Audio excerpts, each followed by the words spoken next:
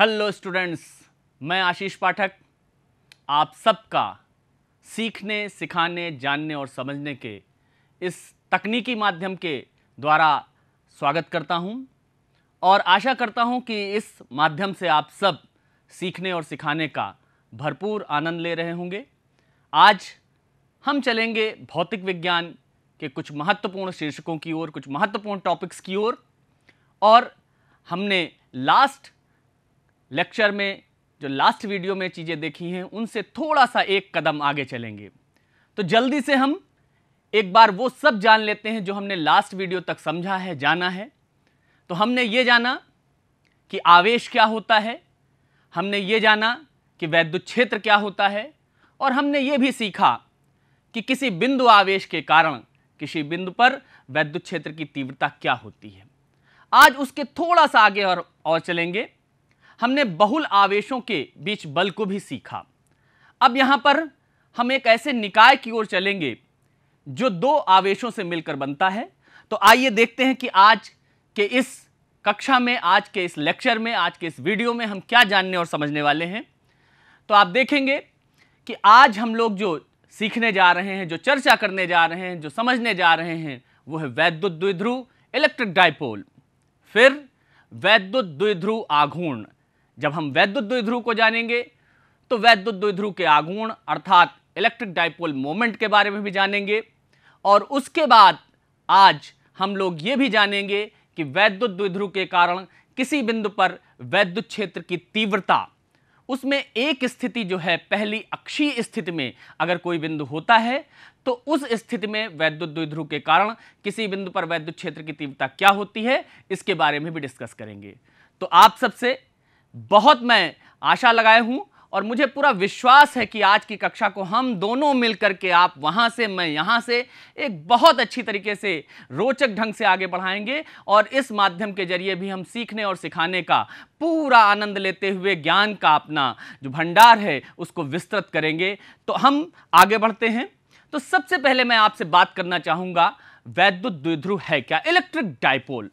बेटा जैसे ही हमने कहा वैद्युत द्विध्रुव, आपने तुरंत ये देखा कि इसका एक जो शब्द है द्विध्रुव, अगर इसका हम संधि विच्छेद करें तो होता है दो ध्रुवों से मिलकर जो बना हुआ हो उसको हम द्विध्रुव कहेंगे। और वैद्युत द्विध्रुव है, इसका मतलब यहां पर कहीं आवेश जरूर होंगे क्योंकि वैद्युत का समावेश इस द्विध्रुव के साथ किया गया है। तो इलेक्ट्रिक डाइपोल या वैद्युत द्विध्रुव को हम परिभाषित करते हैं, अगर दो मान में समान किंतु प्रकृति में विपरीत आवेश एक दूसरे से अत्यंत पास पास स्थित हो, अत्यंत समीप स्थित हो, तो इस प्रकार जो निकाय बनता है विद्यार्थियों, उसे हम इलेक्ट्रिक डाइपोल या वैद्युत द्विध्रुव कहते हैं। फिर से समझते हैं, दोनों आवेश मान में समान होंगे लेकिन विपरीत होंगे, प्रकृति में विपरीत होंगे, एक दूसरे से अत्यंत समीप स्थित होंगे, अल्प दूरी पर स्थित होंगे, और इस प्रकार से जिस निकाय को हम देखेंगे उसे हम वैद्युत द्विध्रुव कहेंगे। आप देख सकते हैं यहां पर हमारे पास एक वैद्युत द्विध्रुव प्रदर्शित है जिसमें बिंदु ए पर प्लस क्यू आवेश है और बिंदु बी पर माइनस क्यू आवेश रखा हुआ है। इन दोनों आवेशों का मान तो समान है, आप देखेंगे दोनों ही आवेश क्यू मान के हैं, एक धनावेश है और एक ऋणावेश है, और इनके मध्य एक अल्प दूरी 2L है, इसलिए ये एक वैद्युत द्विध्रुव का निर्माण करते हैं। ये निकाय एक वैद्युत द्विध्रुव कहलाता है। अब हमने ये समझ लिया कि इस वैद्युत द्विध्रुव को किस तरीके से परिभाषित किया जा सकता है और वैद्युत द्विध्रुव में कौन से आवेश होंगे और कितनी दूरी पर होंगे। एक बात का ध्यान विद्यार्थियों आपको रखना है कि इनके बीच की दूरी को हम अल्प दूरी कहेंगे। अल्प दूरी कहेंगे नहीं, बल्कि द्विध्रुव तभी बनेगा जब उनके मध्य की दूरी अत्यंत अल्प हो। अब वैद्युत द्विध्रुव की परिभाषा जानने के बाद हम इसके आघूर्ण के बारे में जानकारी करना चाहते हैं। फिर से हम आपको यहां पर वैद्युत द्विध्रुव का जो चित्र है वो देखेंगे। ए पर प्लस क्यू आवेश, बी पर माइनस क्यू आवेश, उनके बीच की अल्प दूरी 2L। अब हम वैद्युत द्विध्रुव के आघूर्ण को आपसे परिभाषित करते हैं। अब वैद्युत द्विध्रुव का आघूर्ण कैसे परिभाषित किया जाए, इसको बहुत सहज और सरल तरीके से हमारे साथ सीखते हैं, जानते हैं। जो वैद्युत द्विध्रुव दो आवेशों से मिलकर बना है, जिन दो आवेशों से मिलकर उस वैद्युत द्विध्रुव का निर्माण हुआ है वो दोनों मान में समान होंगे, मैंने आपको बताया है। तो उन दोनों आवेशों में से एक आवेश और उन दोनों आवेशों के मध्य की अल्प दूरी के गुणनफल को उस वैद्युत द्विध्रुव का द्विध्रुव आघूर्ण कहा जाता है। बहुत सरल परिभाषा है। यहां पर दो आवेश थे, एक प्लस Q और एक माइनस Q, दोनों में आवेशों का मान Q था, इनके बीच की अल्प दूरी 2L थी। तो आप देख सकते हैं कि यहां पर जो हमारे पास द्विध्रुव आघूर्ण P है equal to Q into 2L है। Q इंटू 2L आवेश गुणे बीच की अल्प दूरी बराबर वैद्युत द्विध्रुव का द्विध्रुव आघूर्ण। लेकिन एक और विशेष बात आपको ध्यान देनी होगी और आप दे भी रहे होंगे और आपके मन में प्रश्न भी उठा होगा कि ये जो P मैंने लिखा है जिससे वैद्युत द्विध्रुव आघूर्ण को प्रदर्शित किया जाता है, इलेक्ट्रिक डाइपोल मोमेंट को हम स्मॉल p से डिनोट करते हैं, ये स्मॉल p के ऊपर ये वेक्टर का निशान क्यों लगा हुआ है? जी हां विद्यार्थियों, ये वैद्युत द्विध्रुव आघूर्ण एक सदिश राशि है। हम लोगों ने पढ़ा है कि भौतिक राशियों को हम सदिश और अदिश में वर्गीकृत कर सकते हैं, तो ये वैद्युत द्विध्रुव आघूर्ण सदिश राशि है। फिर आपके मन में एक प्रश्न आया होगा कि अगर ये सदिश राशि है तो Q इंटू 2L से हम इसका मान तो बता सकते हैं, लेकिन इसका जो दिशा है, इसकी दिशा बिना बताए बात कैसे पूरी होगी? तो बिल्कुल आपने सही सोचा, मैं इसकी दिशा भी आपको बताऊंगा। तो वैद्युत द्विध्रुव आघूर्ण जो हमारे पास, जिसको हम स्मॉल p से प्रदर्शित कर रहे हैं, इसकी दिशा इस द्विध्रुव के अक्ष के अनुदिश, ये द्विध्रुव की अक्ष रेखा है दोनों आवेशों को मिलाने वाली, इस अक्ष रेखा के अनुदिश ऋण आवेश से धन आवेश की ओर होती है। आपको अब समझ जाना चाहिए, वैद्युत द्विध्रुव आघूर्ण जो होता है वो आवेश के मान और बीच की अल्प दूरी के गुणनफल के बराबर होता है और इसकी दिशा ऋण आवेश से धन आवेश की ओर इस वैद्युत द्विध्रुव के अक्ष के अनुदिश होती है। तो अब हमने दोनों चीजों को समझ लिया, वैद्युत द्विध्रुव क्या है और वैद्युत द्विध्रुव आघूर्ण क्या है। मुझे पूरी आशा है कि आप बहुत ध्यान से इस चीजों को देख रहे होंगे, समझ रहे होंगे और आपके मन में जो प्रश्न आ रहे हैं मैं यहां से उनके आंसर देने की जरूर कोशिश करूंगा। आप लगातार जुड़े रहिए सचेतन के साथ, मेरे साथ हम आगे बढ़ते हैं। कुछ और बात, वैद्युत द्विध्रुव आघूर्ण का हमने जब परिभाषित कर दिया, वैद्युत द्विध्रुव आघूर्ण की सदिश राशि है यह भी बता दिया, तो अब हम आपको बता रहे हैं कि वैद्युत द्विध्रुव आघूर्ण का मात्रक क्या होगा। क्योंकि किसी भी भौतिक राशि को जब हम लिखते हैं तो उसके साथ मात्रक का होना अति आवश्यक है। हमने जब यह जाना कि वैद्युत द्विध्रुव आघूर्ण स्मॉल p इक्वल टू होता है Q इंटू 2L, तो इसका मात्रक बताना हमारे लिए तुरंत ही बहुत सहज हो गया। Q का मात्रक कूलाम और 2L ये दूरी है, लंबाई है, इसलिए इसका मात्रक मीटर, इसलिए हम कह सकते हैं वैद्युत द्विध्रुव के आघूर्ण का मात्रक कूलाम मीटर होगा। कूलाम मीटर इसका मात्रक हो गया। एक और चीज, हम लोगों ने कक्षा 11 में विमीय सूत्र पढ़े हैं बहुत ढेर सारे। हम ये चाहते हैं कि इस वैद्युत द्विध्रुव आघूर्ण की भी विमीय सूत्र हम जानें। इसका विमीय सूत्र निकालना बहुत आसान है, मैंने यहां लिख तो दिया है, लेकिन कैसे पता करेंगे? मैं एक बार आपको फिर से पीछे की ओर ले चलता हूं जहां आपने डायमेंशनल फॉर्मूले पढ़े हैं। ध्यान देंगे, इसका डायमेंशनल फॉर्मूला हमको निकालना है द्विध्रुव आघूर्ण का, तो Q और L दोनों का हमको डायमेंशनल फॉर्मूला लिखना होगा। तो Q का डायमेंशनल फॉर्मूला या विमीय सूत्र, Q आवेश, आवेश बराबर धारा गुणे समय। मैं आपको दे रहा हूं, प्रश्न दे रहा हूं, आप वहीं से उत्तर देंगे, मुझे पता है। आवेश बराबर धारा गुणे समयांतराल, तो इसका विमीय सूत्र क्या होगा स्टूडेंट्स? बिल्कुल ठीक, मुझे पता है आप में से बहुत से विद्यार्थियों ने सही जवाब दिया है, A इंटू टी। तो Q का विमीय सूत्र हो जाएगा AT, बल्कि इसको हम AT बोलेंगे। A हमको डिनोट करता है, बताता है, व्यक्त करता है वैद्युत धारा को, जबकि कैपिटल T यहां पर संकेत है, विमीय संकेत है समय का। और इसके बाद लंबाई या दूरी के लिए जो हमारे पास 2L से इन दोनों आवेशों के मध्य की दूरी है, उसके लिए विमीय संकेत कैपिटल L हो जाएगा। इस प्रकार से अगर हम देखेंगे तो वैद्युत द्विध्रुव के आघूर्ण का विमीय सूत्र हमको पता चलता है LTA। तो मुझे लगता है कि आप विमीय सूत्र भी समझ गए। अब हमने जब वैद्युत द्विध्रुव आघूर्ण की परिभाषा जान ली, वैद्युत द्विध्रुव क्या होता है जान लिया, तो मन में एक प्रश्न सहज है, स्वाभाविक है कि ये वैद्युत द्विध्रुव आघूर्ण क्या हम अपने दैनिक जीवन में या कहीं ऐसी जगह पर अनुभव कर सकते हैं जिसको हमने देखा हो, समझा हो, जाना हो, पढ़ा हो। तो बिल्कुल आपने कुछ चीजें ऐसी पढ़ी हैं, जानी हैं और कुछ का आप अनुभव भी करते हैं जिनके जो अणु हैं वो वैद्युत द्विध्रुव होते हैं। उनमें एक है HCl, हाइड्रोजन क्लोराइड।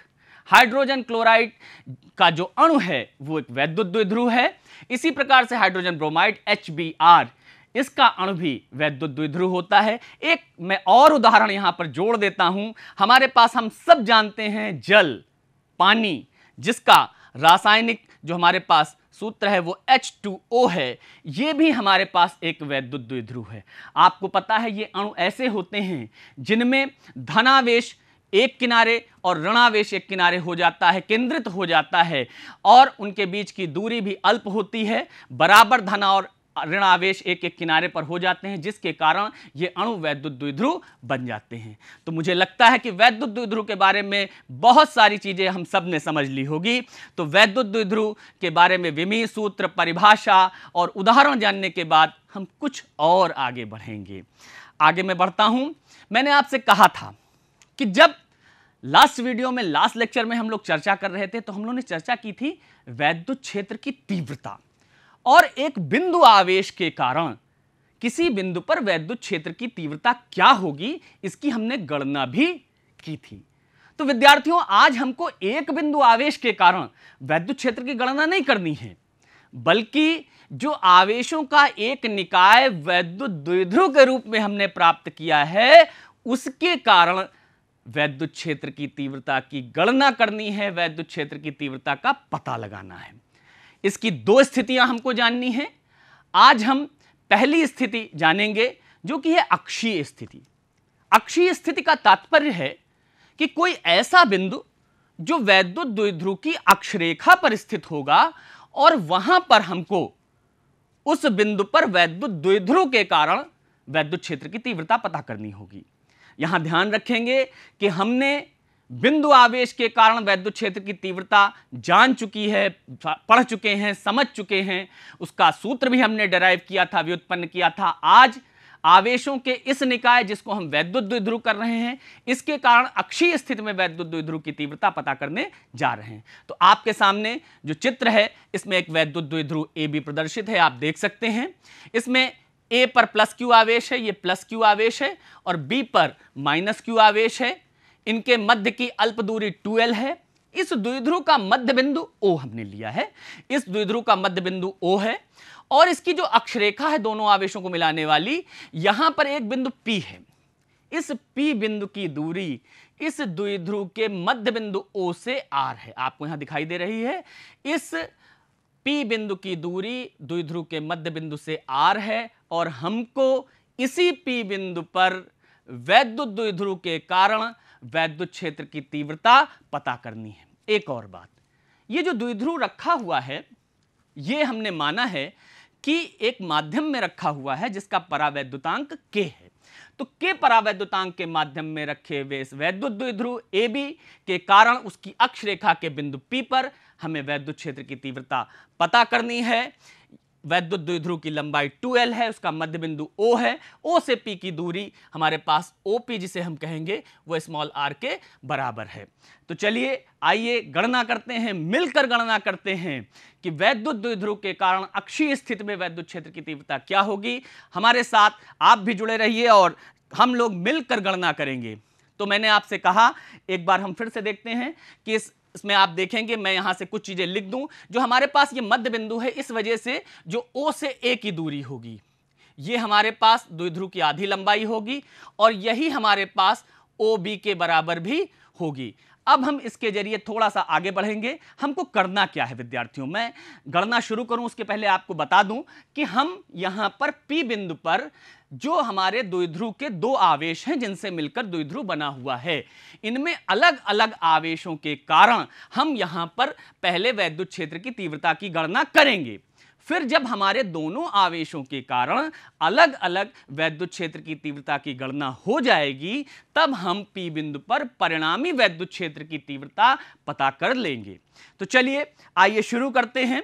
तो शुरू करते हैं हम लोग अपनी गणना को। तो सबसे पहले हम यहां पर जल्दी से एक बार द्विध्रुव का चित्र आपको फिर से यहां समझा देते हैं। ये हमारे पास प्लस Q आवेश है, ये माइनस Q आवेश है, ये इसका मध्य बिंदु O है, और यहां पर ये P बिंदु हमने लिया था जिसकी यहां से दूरी R है।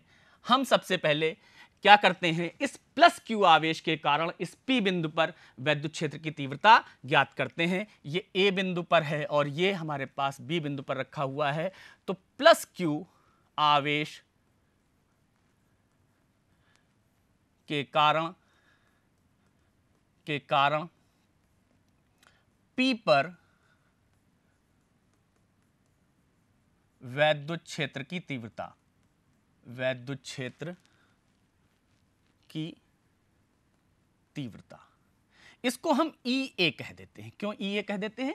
क्योंकि ये प्लस Q आवेश बिंदु A पर रखा हुआ है। हमको पता है बिंदु आवेश के कारण किसी बिंदु पर वैद्युत क्षेत्र की तीव्रता क्या होती, मैंने आपको लास्ट वीडियो में समझाया था, आपको याद होगा, और मुझे पता है आप लोग मन में दोहरा रहे होंगे। जी हाँ, बिल्कुल सही, 1/4 pi epsilon nought K Q upon distance. Distance कहां से? जिस बिंदु पर हमको वैद्युत क्षेत्र की तीव्रता पता करनी है उस बिंदु की इसके मध्य बिंदु से दूरी, अर्थात OP।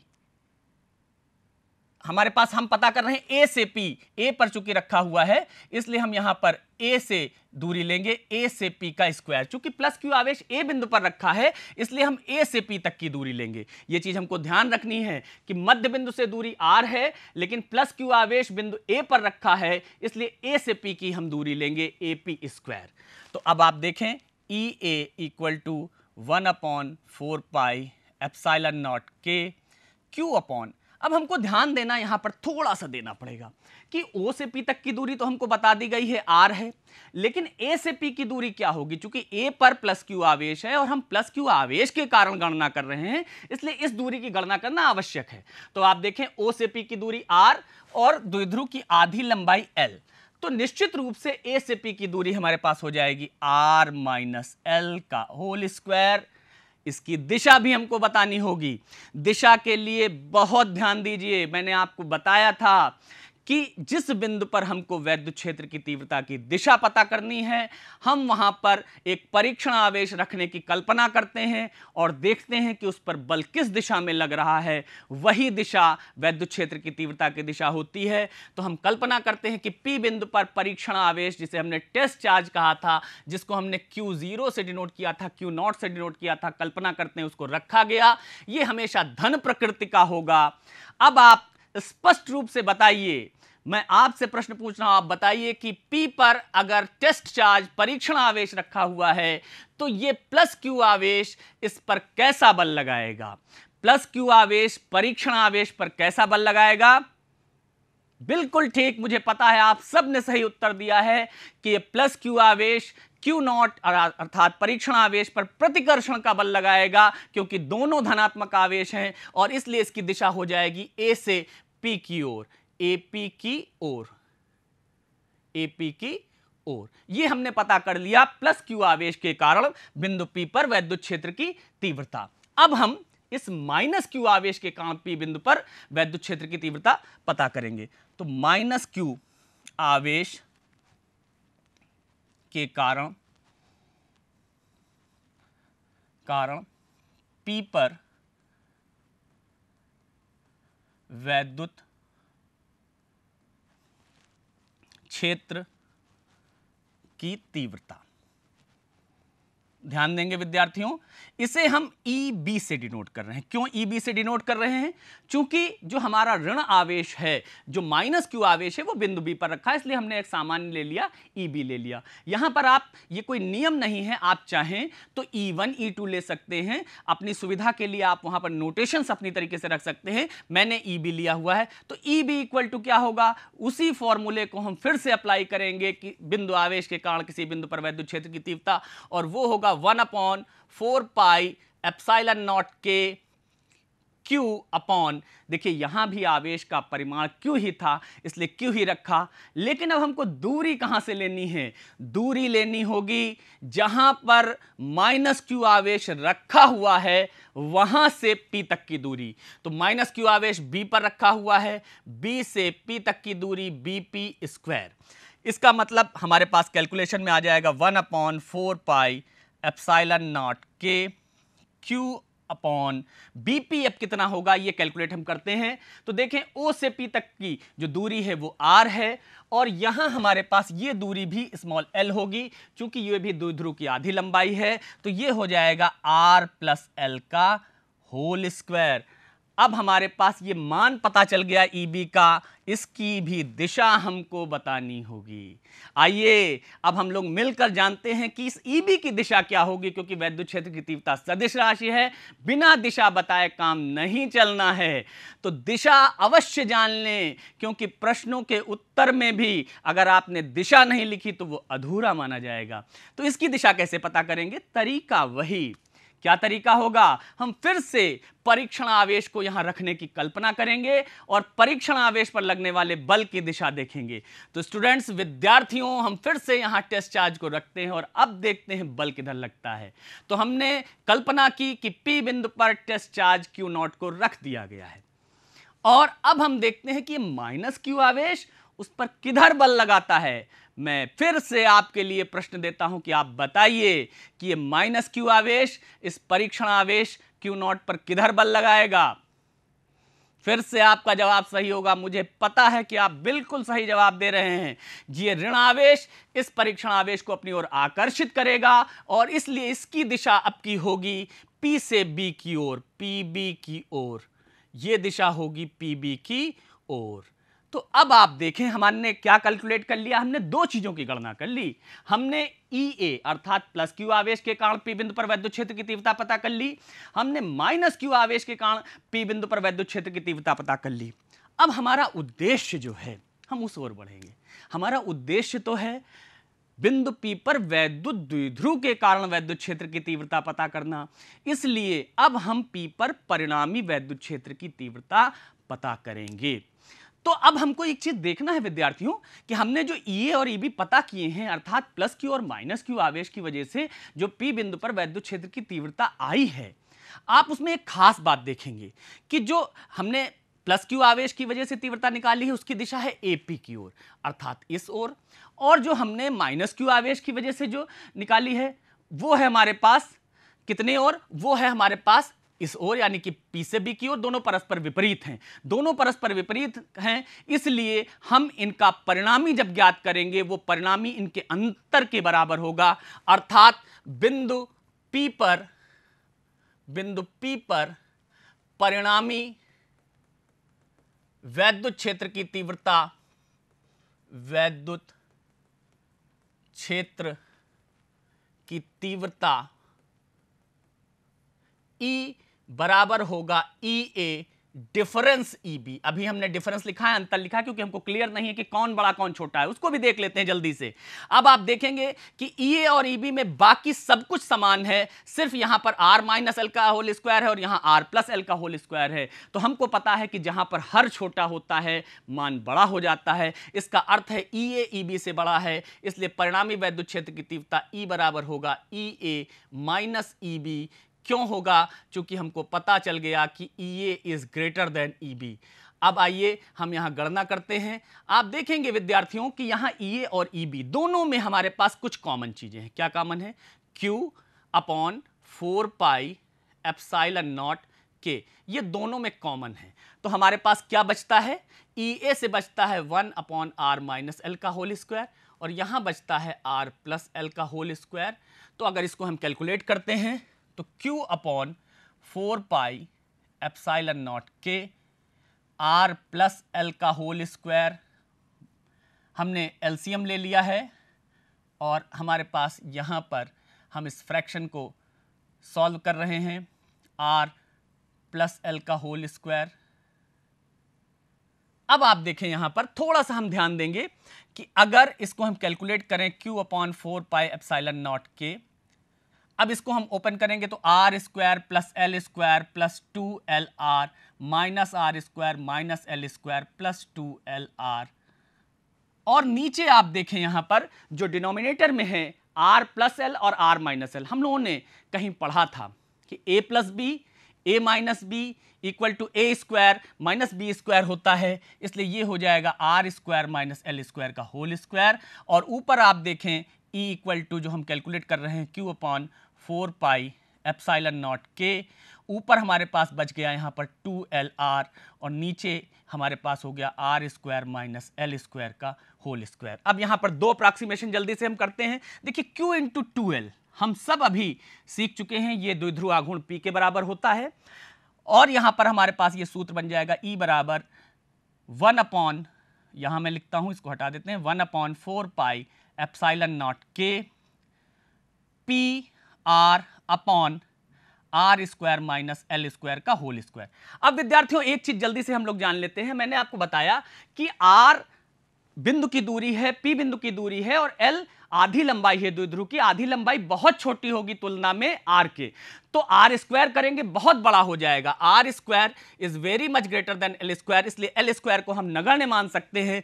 तो हमारे पास जो आ जाएगा वो आएगा E equal to 1/4 pi epsilon not के P R upon are square का होल स्क्वायर, और जब इसको हम फाइनली सॉल्व करेंगे तो हमको जो प्राप्त होगा वो होगा वैद्युत क्षेत्र की तीव्रता द्विध्रुव के कारण अक्षीय स्थिति में 1/4 पाई एप्सिलॉन नॉट के, यहाँ पर हमको आ जाएगा, आप देखेंगे यहाँ पर 4LR, यहाँ पर ध्यान देंगे गणना में हमने थोड़ा सा ध्यान देना होगा कि 2LR 4LR हो जाएगा, और यहाँ पर Q इंटू 2LP ले लेंगे तो भी हमारे पास 2P बचेगा। इसको हम थोड़ा सा सुधार लेते हैं क्योंकि यहाँ 2LR 2 बार था तो 4LR हो गया, तो यहाँ पर हमारे पास आ गया 2P upon are cube.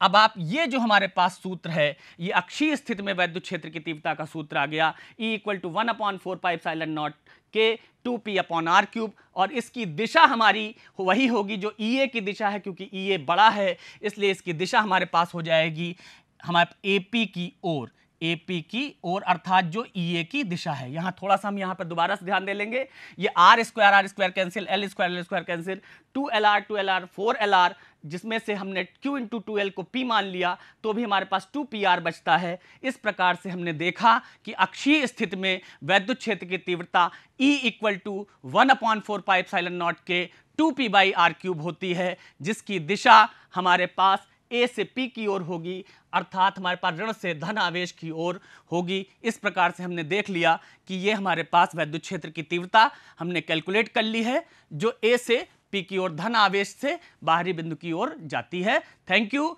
Next lesson में, नेक्स्ट चैप्टर में, नेक्स्ट टॉपिक के साथ हम फिर से मिलेंगे नेक्स्ट वीडियो में। थैंक यू, बहुत बहुत धन्यवाद। सतर्क रहिए, सुरक्षित रहिए, स्वस्थ रहिए। सभी को बहुत बहुत शुभकामनाएं।